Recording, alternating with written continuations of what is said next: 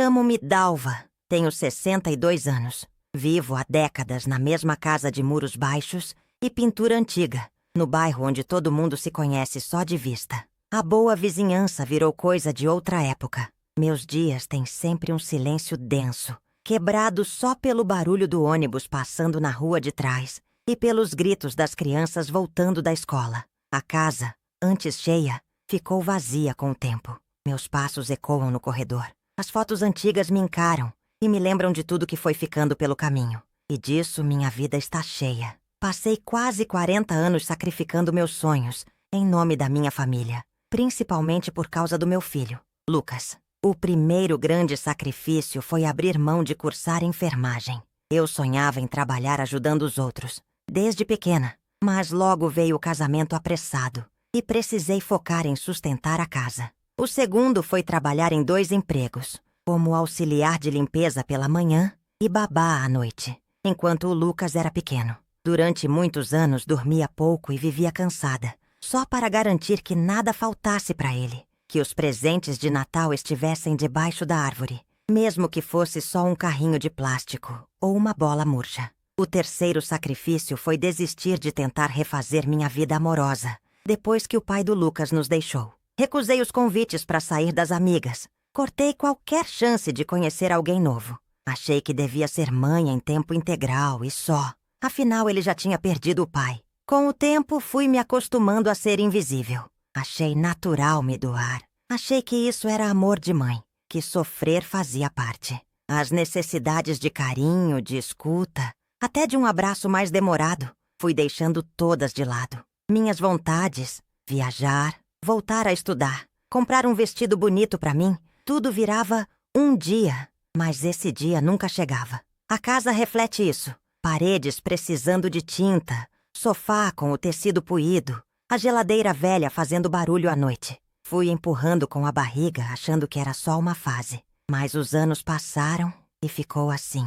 Financeiramente sempre fui por um fio, dependendo de uns bicos, de um dinheiro do Lucas quando dava. Nem sempre ele ajudava.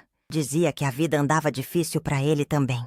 Até minha aposentadoria, que nunca saiu, virou motivo de piada nas conversas da família. A imagem que faço de mim mesma é de uma mulher cansada, às vezes quase transparente. Sei que para os outros sou vista como a mãezona, aquela que aguenta tudo, que sempre diz sim, que nunca reclama. Só eu sei o peso do silêncio quando deito a cabeça no travesseiro à noite. Às vezes a memória traz flashes da época em que tudo parecia ter mais cor. Uma vez, Lucas ainda era menino, me surpreendeu com um desenho. Te amo, mamãe, rabiscado com giz de cera. Guardei por muito tempo na carteira. Outra lembrança é do dia em que precisei vender minha aliança de casamento para pagar a luz atrasada. Fui na casa de penhores tremendo de vergonha. Mas fui.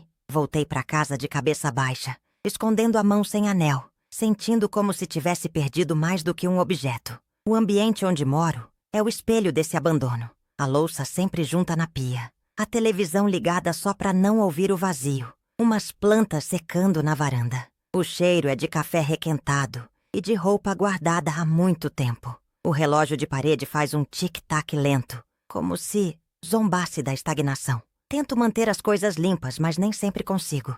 A cada mancha que surge, penso que talvez seja assim mesmo. Tudo ficando gasto com o tempo, sem ninguém para notar. Quando Lucas aparece, é rápido.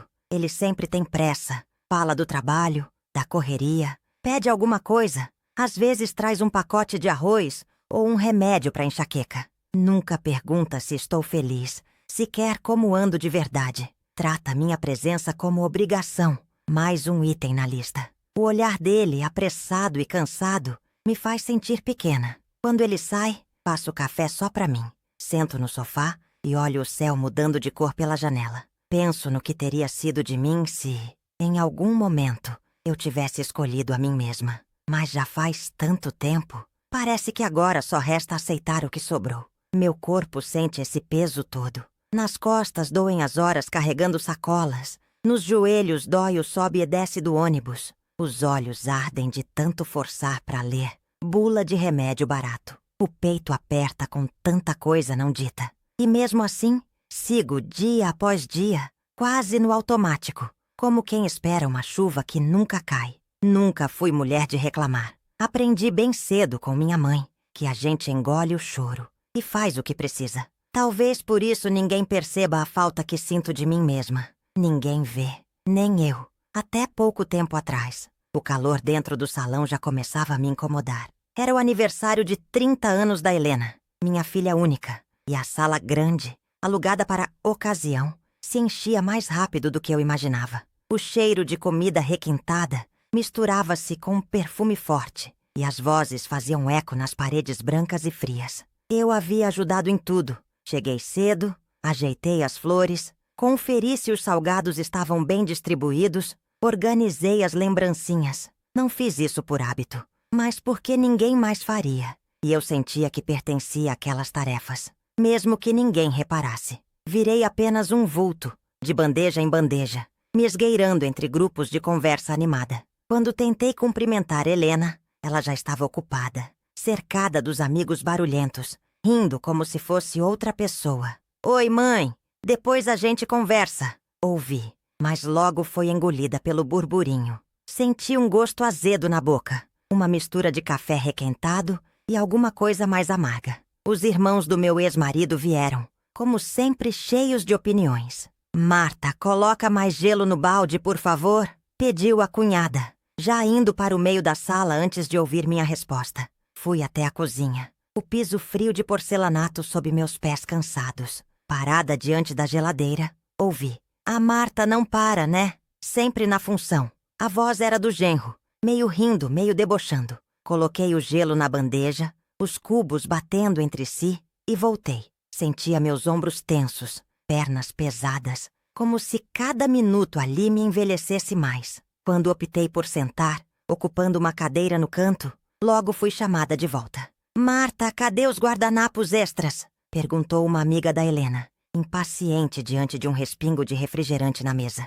Entreguei o que pediram, sorrindo pouco, e ela mal agradeceu, já voltando ao próprio grupo. O barulho das conversas me isolava. Apenas eu não tinha grupo. Não tinha alguém esperando por mim.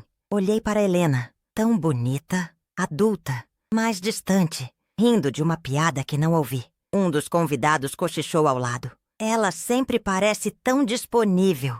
Nem parece a mãe da aniversariante." Meu rosto esquentou. Fingi não ouvir. Passei a mão no vestido simples, sentindo o tecido barato, úmido de nervoso. Resolvi ir ao banheiro. Lá dentro, as luzes eram duras, frias, e o espelho me devolveu uma imagem cansada. Olhos opacos, cabelos presos de maneira apressada. Pensei em como desejava ser notada, não por obrigação, mas por carinho. Um som de risadas veio do corredor. Risadas que pareciam me empurrar para longe. Quando voltei, percebi que a câmera do fotógrafo estava apontada para a mesa principal. "Chama a família para a foto", alguém sugeriu. Helena fez um aceno rápido, mas não me olhou. Fiquei de pé, atrás do grupo, quase escondida. "Mãe, se puder esperar um pouquinho, agora é só a família do pai", pediu rápido, sem encarar. Meu peito ficou apertado. Cheguei a sentir uma tontura, como se meus pés não estivessem firmes. Coloquei as mãos geladas sobre a barriga, respirando devagar. Alguém comentou na minha direção: "Ela é sempre tão prestativa, mas nunca tira foto. Acho que nem liga." Outras riram, risadas secas, pontiagudas. Um pouco depois, enquanto ajeitava a mesa de doces, uma amiga da minha filha chegou. "A senhora pode tirar uma foto nossa?" Entregou-me o celular sem nem olhar direito, já juntando os outros. Fotografei. "Ficou boa, pode guardar." Senti que minhas mãos tremiam levemente. Uma pequena vergonha instalada no fundo do peito. Busquei um lugar para respirar, mas o evento parecia não ter brechas para mim. Nem mesmo meu ex-marido, que veio agradecer pelo buffet, olhou nos meus olhos. "Nada como sua dedicação, Marta. Melhor impossível", disse, mas seu rosto expressava apatia. Tentei segurar um sorriso. Quando tentei pegar um docinho para mim, o namorado de minha filha soltou. "Deixa esses aqui para os convidados, Marta. Depois você come um." Fiquei de lado, sentindo a náusea subir. O cheiro de comida cara já nem me agradava mais. O episódio final, o que doeu mais, veio quando alguém pediu que eu tirasse o lixo da mesa dos convidados. Na volta, ouvi: "Ela gosta de ajudar, né? O evento realmente precisa dessas pessoas." Dessa vez, alguém riu alto. Senti uma vertigem diferente. Uma coisa que prendia meu peito e parecia querer me calar. Ninguém percebeu minha fraqueza. Entrei na cozinha silenciosa, encostei na pia fria e me permiti um nó na garganta. Minha filha, ocupada nas fotos, nem percebeu minha ausência. Pensei em sumir, mas fiquei ali, escutando o rim-tim-tim dos talheres, enquanto todos continuavam celebrando sem notar que eu era parte do cenário. Invisível, necessária, mas pronta a desaparecer sem deixar vestígio. A sala vibrava de alegria, luzes piscando, música alta. Do lado de dentro, o silêncio cortante de quem é só mais um fantasma que passa. Saí do aniversário sentindo um nó na garganta. Aquele bolo mal dividido ainda pesando em mim, como se eu tivesse engolido uma pedra. Caminhei segurando a bolsa junto do corpo, para não ocupar espaço demais, nem chamar atenção. O vento frio da noite batia no meu rosto e ecoava na minha cabeça as vozes, rindo, despreocupadas, como se eu fosse só um detalhe, uma sombra perambulando pelo salão. A rua estava quase vazia. O asfalto refletia a luz amarelada dos postes. Enquanto esperava o ônibus, olhei para minhas mãos, já sem esmalte, cortadas de detergente, cheias de calos das tarefas diárias. Lembrei do primeiro aniversário da minha filha, quando improvisei um bolo de fubá porque não tínhamos dinheiro para chocolate. Ela riu, se sujou toda, e eu prometi para ela, e para mim, que as coisas melhorariam. Só que não melhoraram. Só troquei um patrão por outro, um cansaço por outro, sem nunca chegar a lugar algum que fosse realmente meu. Após o evento, revirei novamente na cabeça todas as vezes em que renunciei à chance de ser vista. Recordei do dia em que passei no teste para recepcionista de uma clínica e larguei tudo porque minha mãe precisou de ajuda com meu irmão doente. Depois, quando tentei retomar os estudos à noite, mas desisti por não ter quem ficasse com minha filha pequena. E a terceira vez, quando quase fui morar sozinha. Mas meu ex-marido disse que eu jamais conseguiria sustentar 2 lares. 3 vezes que podia ter dado um passo para fora dessa sombra. E me obriguei a recuar. No ônibus, com o motor gemendo pelos buracos da avenida, me encostei na janela suja, os olhos cheios de lágrimas que não caíam. Ao meu lado, uma senhora carregava sacolas pesadas. Ela sorriu cansada e me vi nela, como se olhasse para um retrato do futuro. Comecei então a questionar. Quantas vezes aceitei emprego ruim? Aceitava desprezo em silêncio, só para manter um fio de estabilidade para minha filha, para a casa, para todo mundo, menos para mim? Chegando em casa, minha sala espremeu ainda mais meu peito. O sofá velho, presente de segunda mão da minha mãe, cheiro de mofo misturado a café frio. As paredes descascando, o piso rangendo, cada canto testemunha de abnegação. Na parede, a foto da formatura do meu irmão, que ajudei a pagar lavando roupa dos outros. Na outra, minha filha sorrindo em frente ao bolo de fubá. Pequena, inocente, acreditando que eu podia tudo. Aquele espaço sempre pequeno, sempre insuficiente, sempre improvisado. Deitei sem tirar a roupa, encarei o teto e pela primeira vez em tantos anos, senti uma raiva limpa, sem culpa. Me dei conta de que, ao me anular, ensinei aos outros a me tratar como o resto. Nenhuma dessas pessoas, nem filha, nem ex-marido, nem a própria mãe, via peso em minhas escolhas, porque nem eu via. Pensei no sacrifício de cada manhã. Levantar antes do sol para arrumar o café de todos, sair sem tempo para tomar o próprio, trabalhar o dia inteiro ouvindo reclamação e voltar para casa para lavar louça, costurar, lavar roupa sem nunca sobrar nada. Lembrei de quando despedi da minha melhor amiga por telefone, porque não consegui sair nem para uma visita no hospital. Aquela rotina sufocante de dar conta de tudo, todo o tempo, para todos, menos para mim. No silêncio amargo da noite, ouvi o celular tocar. Era a mensagem da minha filha. Mãe, não esquece de lavar meu uniforme amanhã. Outro lembrete da importância que dou ao mundo, e pouca a mim. Foi nesse momento, com o zumbido do celular insistindo, que chegou uma clareza. Enxerguei como se fosse uma lâmina cortando a Fleuvel, a verdade feia e nítida. Eu sempre fui a reserva, o segundo plano, a garantia de que os outros podiam se arriscar. Enquanto isso, eu era o colchão de amortecer cada queda.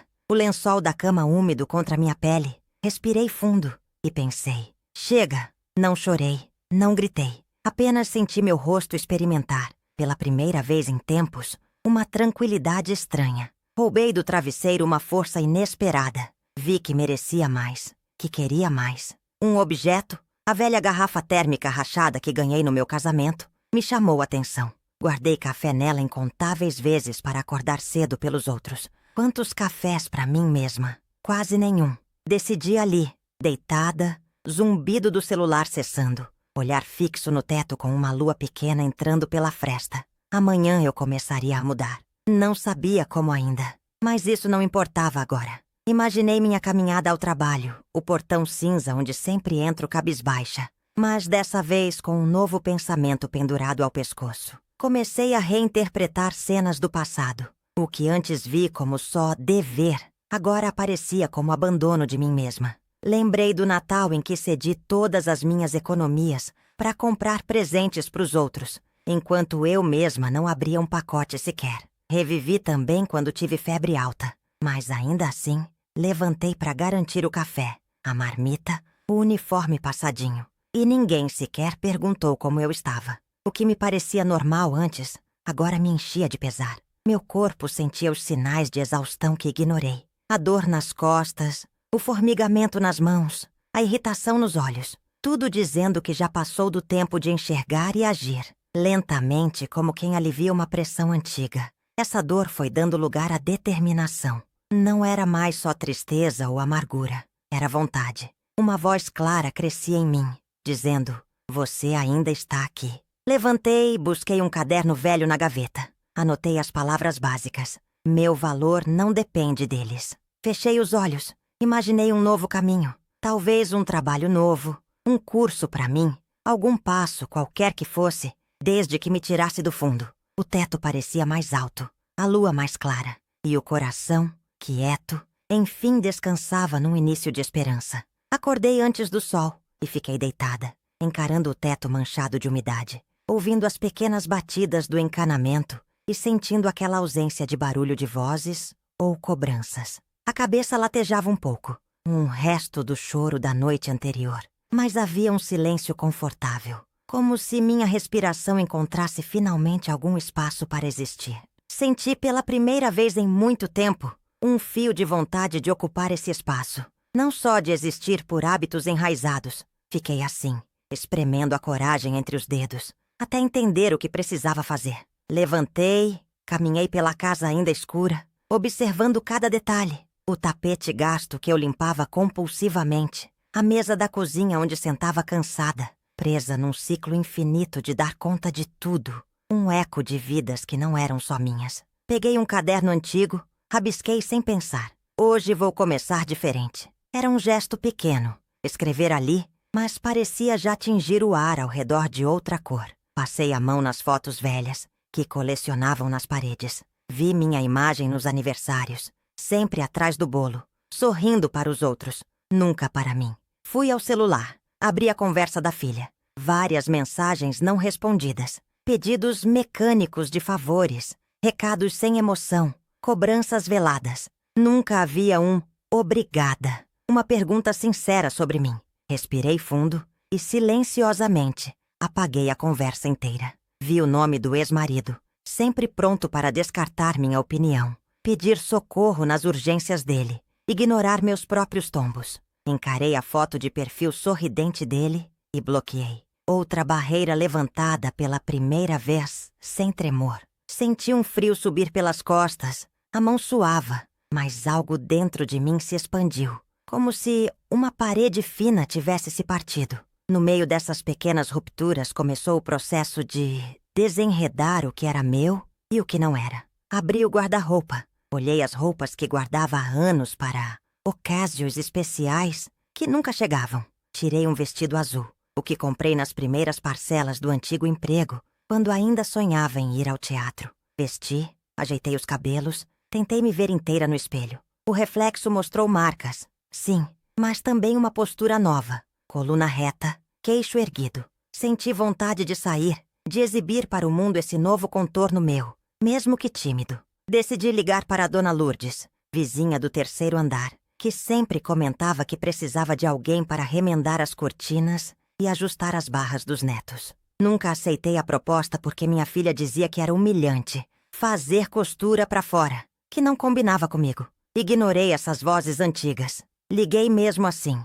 Dona Lourdes, lembra do serviço que comentou? Quero conversar, se ainda precisar. Ouvi entusiasmo do outro lado. Um convite para um café. Fui, e pela primeira vez, conversei sobre meus preços, meus horários, expliquei meus limites. Ninguém tentou me enrolar, nem pedir desconto, nem desmerecer meu tempo. Sai de lá com uma encomenda pequena, algumas barras para ajustar, mas também com dignidade. Era pouco, mas era só meu. Em casa, separei um espaço na mesa para a máquina de costura, afastando livros velhos, tralhas esquecidas e principalmente as obrigações dos outros. Aquela mesa limpa, o cheiro do tecido novo, o som metálico da tesoura cortando linhas, tudo isso foi criando um território só meu. Mais tarde, recusei a ligação do filho, que queria que eu o buscasse na chuva. Ele sabia muito bem do ônibus. Mandei uma mensagem curta. Hoje não posso. Se cuide. Ele respondeu com monossílabos, reclamando e culpando. Mas eu não cedi. Entrei em contato com a dona da escola de dança do bairro, aquela que eu via pela janela quando passava com as sacolas da feira. Perguntei com o coração na garganta. Ainda tem vaga para aula de ritmos? Era só uma pergunta, mas me fez sentir viva. Ela respondeu com alegria.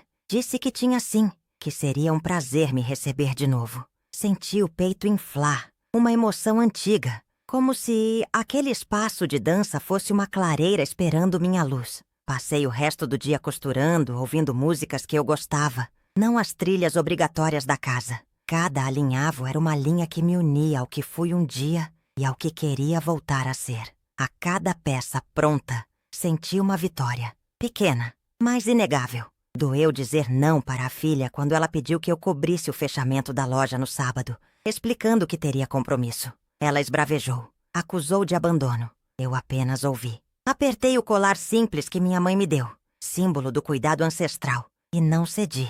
Antes de dormir, escrevi no caderno. Hoje, o tempo foi meu. Essa noite o sono chegou rápido, sem tantos sobressaltos. A mente cansada, mas o corpo renovado. Uma dúvida quase me fez olhar as mensagens procuradas de sempre. Quase busquei escuta numa amiga antiga. Quase cedi ao velho impulso de pedir desculpas pelo inconveniente de existir.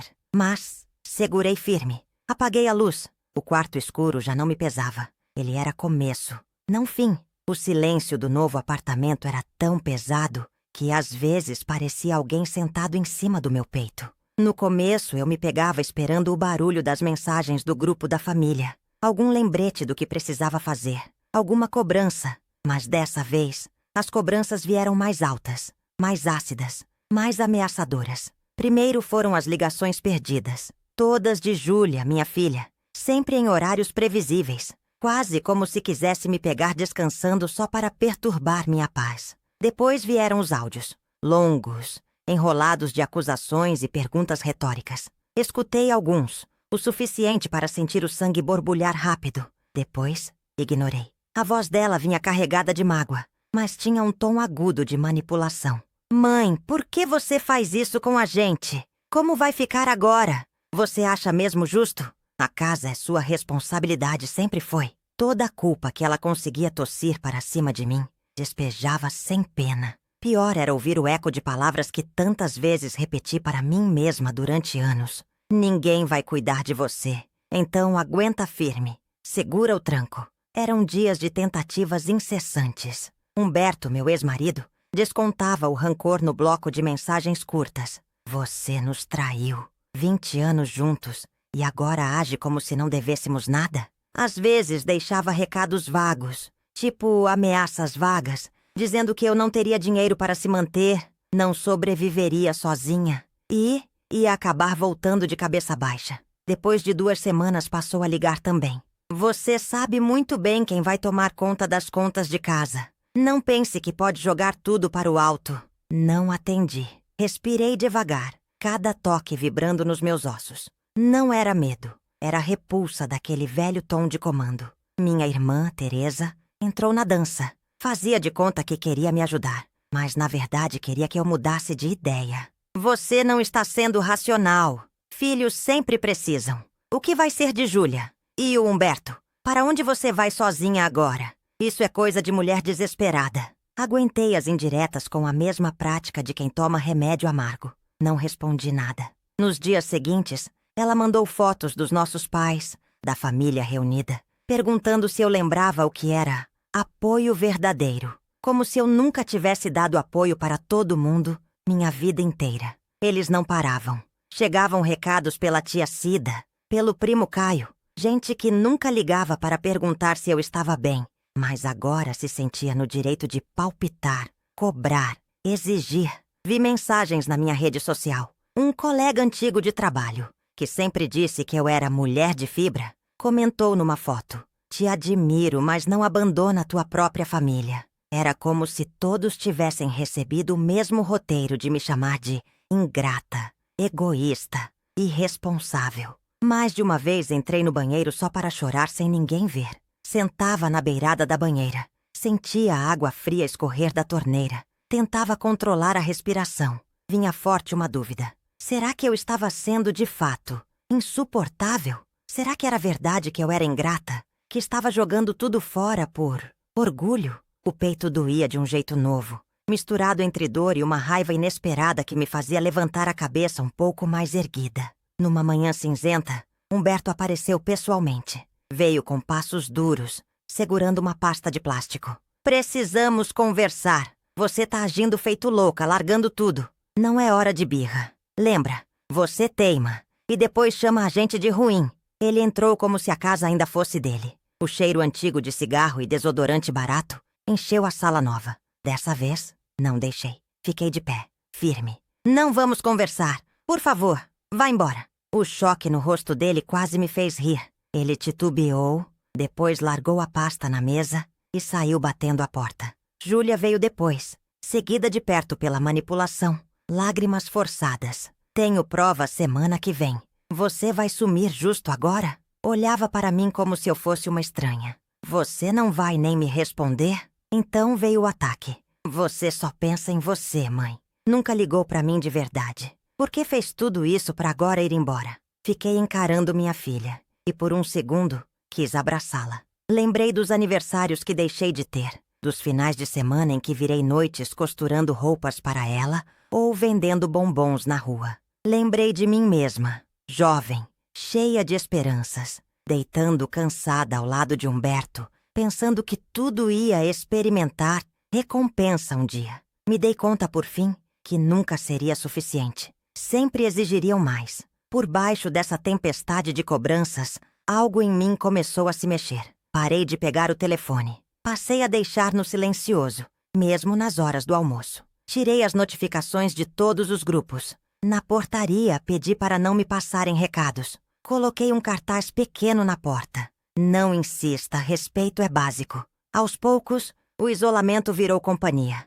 Senti um vazio nos primeiros dias, como se um braço tivesse sido arrancado. O silêncio era quase um som, preenchendo a casa nova, acompanhando-te o barulho tímido da chuva, o cheiro de café forte que eu preparava só para mim. Comprei louça nova, escolhi panos de prato coloridos, pendurei meus retratos favoritos. Me dei um presente, uma samambaia verde viva para enfeitar a sala. Era pequena, mas ocupava espaço de um jeito alegre e decidido. Na tentativa de controle, Humberto mandou um primo para tentar conversar comigo. Fui à janela, vi de longe. Mandei avisar que não estava. Júlia ainda tentou vir uma vez. Ligou do prédio, disse que ia subir, mas não atendi ao interfone. Em vez disso, sentei na varanda. Li um antigo diário meu, onde relatei, anos atrás, meu medo enorme de ser sozinha. Li com lágrimas nos olhos. Descobri que o medo mudou de forma. Ficou menos pavoroso.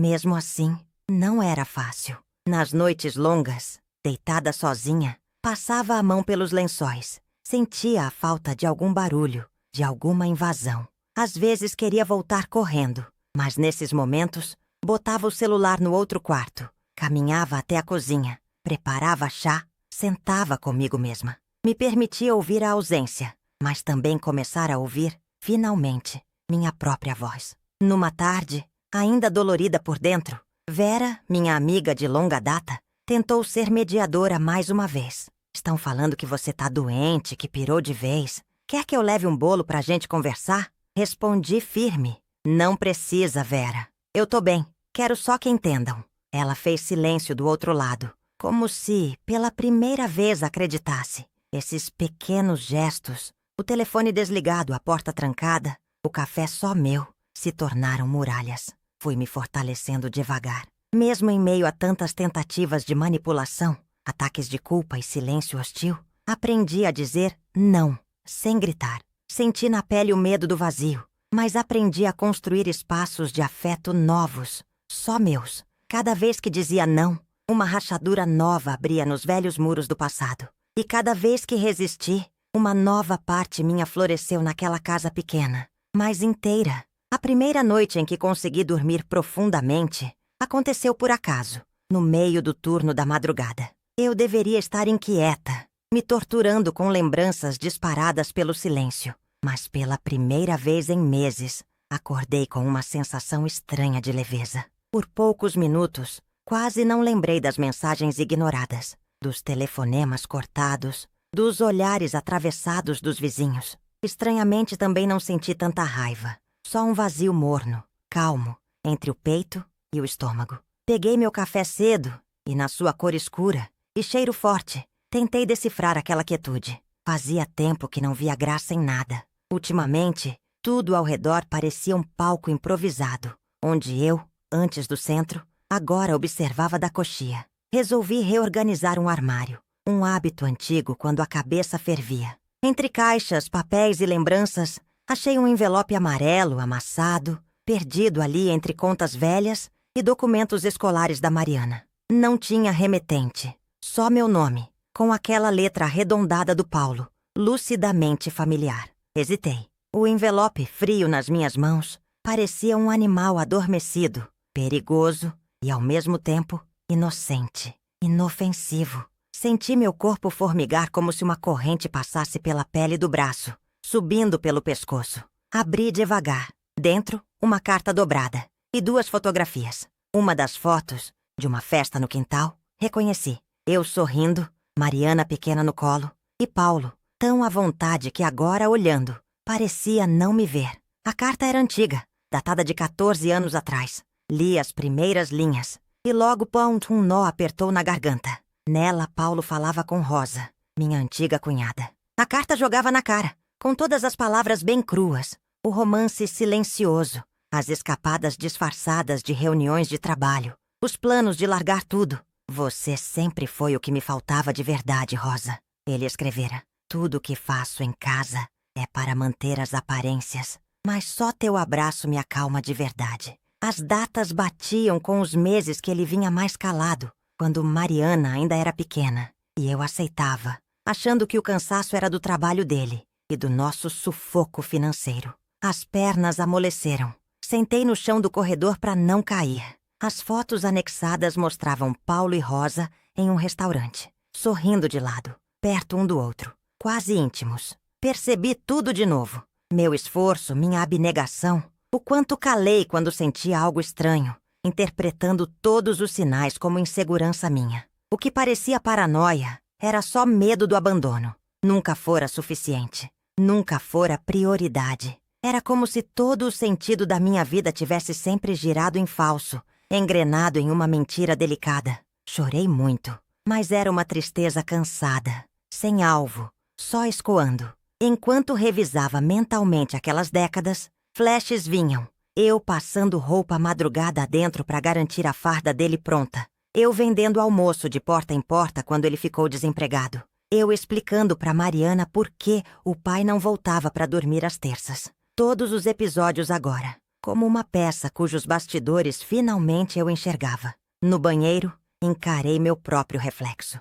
Vi alguém de rosto inchado, olhos marejados, a solidão traçada em cada linha do rosto. Vi a Rosa escondida em detalhes do passado, um toque prolongado demais num aniversário, o sorriso trocado num churrasco. Senti raiva, mas também alívio. Pela primeira vez, não era loucura da minha cabeça. Era dor, era real, mas também era um ponto final. Na sala, o envelope e as fotos sobre a mesa, sentei e fiquei um bom tempo ali, respirando, sentindo o cheiro acre do papel velho, ouvindo sons da rua. Pela janela vi um menino correndo, rindo alto, e o som entrou em mim, como se fosse novo. Eu estava sozinha, sim, e sempre estive mais do que imaginava. Mas agora, sozinha de fato, eu não tinha mais aquele peso de agradar, de provar nada. Ficou claro. Não tinha mais mentira para defender, nem papel para cumprir. A verdade não era mais ameaça.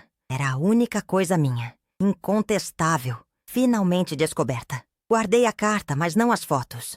Rasguei uma, depois outra, bem devagar, até restarem só tiras coloridas e irreconhecíveis. A noite caiu, trazendo o silêncio cortante de novo. O cheiro de café da manhã seguinte me trouxe outro pensamento. Não era preciso entender todos os porquês, só aceitar o que tinha sido e decidir os próximos passos. Olhei para o envelope rasgado sobre a mesa e pensei que a partir dali não haveria retorno. Eu havia saído do teatro fingido dos outros. Eu era agora só minha. Acordei cedo, como se cada sentido meu já soubesse o que precisava ser feito. 3 dias haviam se passado desde que eu descobri tudo. E desde então, caminhei por dentro de mim mesma mais do que por qualquer rua desse bairro. Olhei o espelho na entrada do apartamento, os olhos fundos, não de medo, mas de cansaço antigo. Peguei a blusa vermelha, aquela que ele odiava, e vesti. A tarde prometia chuva. O barulho baixinho dos pingos já começava a tocar feito bateria nervosa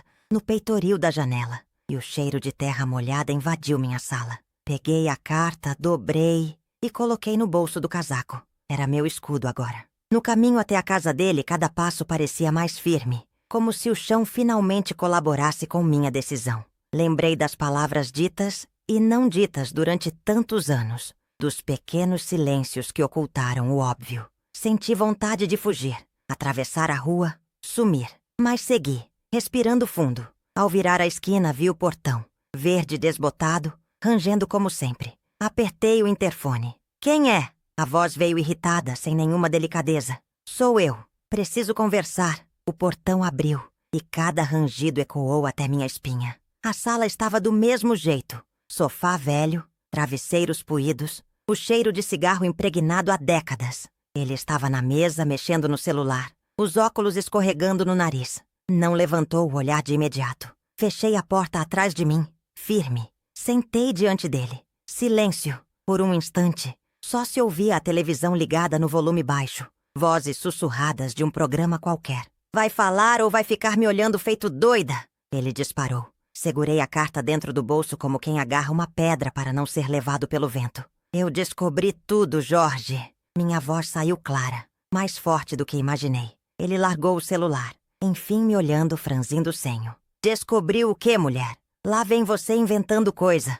Não adianta, Jorge. Não vou mais engolir isso.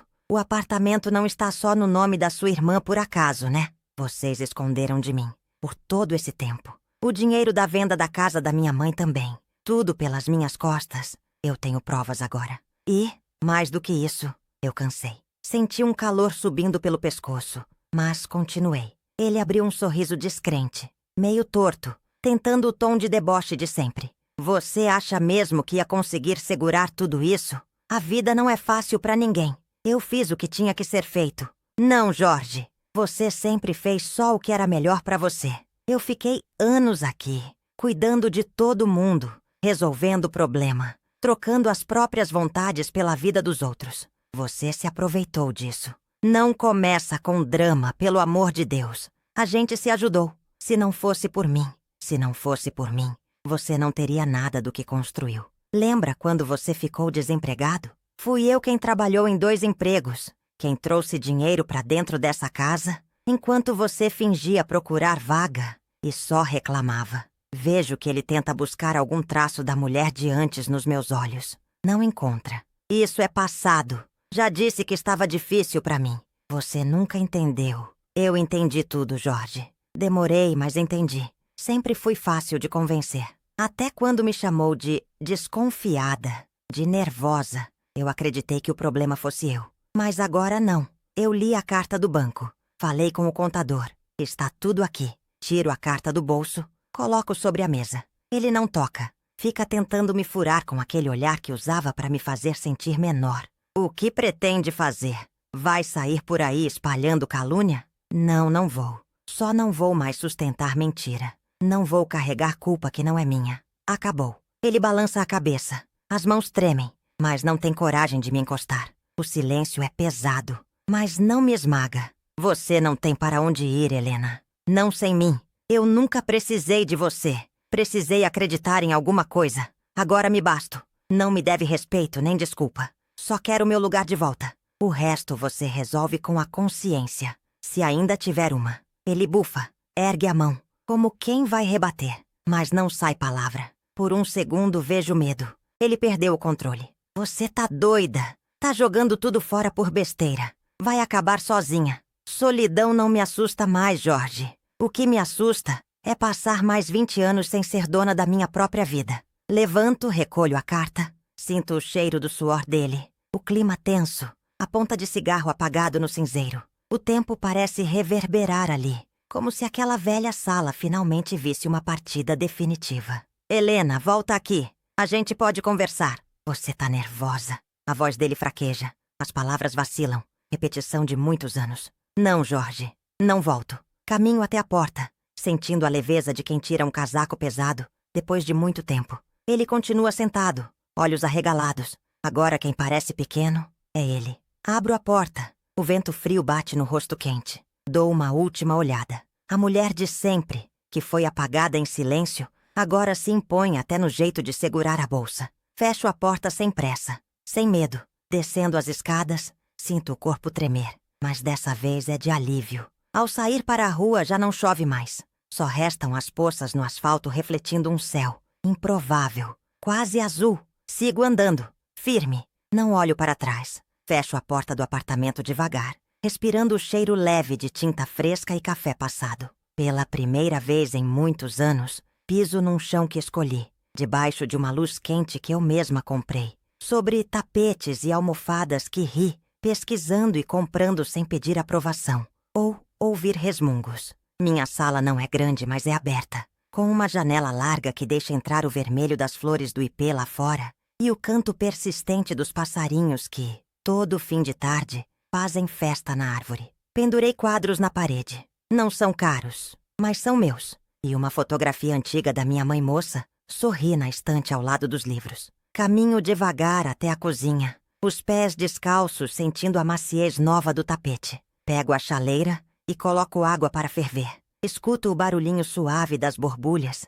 e me sento na varanda sentindo o vento brincar no rosto. O sol vai sumindo devagar, dourando a minha pele. E pela primeira vez, não sinto pressa. Deixo o celular longe, finalmente silencioso, sem cobranças, sem mensagens surtadas ou ligações cruzadas. Sinto uma calma funda, um vazio talvez, mas um vazio doce, que acolhe espaço para o que ainda pode vir. Sorrio para a vizinha do 403, Dona Lia, que acena segurando seu netinho no colo. Ela percebe minha alegria e retribui com outra. Que bom te ver assim, menina, diz. E eu percebo que nunca mais quero ser invisível. Minha voz agora preenche meu próprio espaço. Agradeço o elogio. E conversamos sobre flores, gatos, receitas de bolos. Não sinto obrigação. Não ensaio as palavras. Elas saem leves, como se eu tivesse reencontrado uma parte despachada de mim. Pela primeira vez em muito tempo, sinto que posso criar laços onde há opção, não peso. Ao pôr do sol, acendo uma vela perfumada sobre a mesa e preparo um chá especial. Pego um caderno novo presente de mim para mim e anoto. Hoje invento o depois. Minha letra é firme, um pouco torta ainda pela falta de prática, mas vigorosa. Invento um pequeno ritual. Tomo o chá devagar, fecho os olhos, relembro meu próprio nome, completo, inteiro, e repito em voz baixa, sentindo a força da nova vida que nasce por dentro. Não esqueço tudo do passado, apenas me desapego do que me amarrava. Os sabores de agora têm notas diferentes. Um bolo simples de fubá preparado para mim, por mim. O cheiro pungente da canela, a textura ainda quente entre meus dedos. Ouço minha própria risada, ecoando suave na sala, e percebo que sempre houve espaço para mim. Só faltava me permitir ocupá-lo. A noite chega, serena, sem o peso de promessas quebradas, cobranças ou gritos abafados. Deito na cama recém-arrumada, sentindo o frescor dos lençóis limpos, e reparo que durmo do meu lado favorito, sem culpa. Antes de fechar os olhos, penso nos caminhos novos que posso trilhar. Um curso que sempre quis fazer.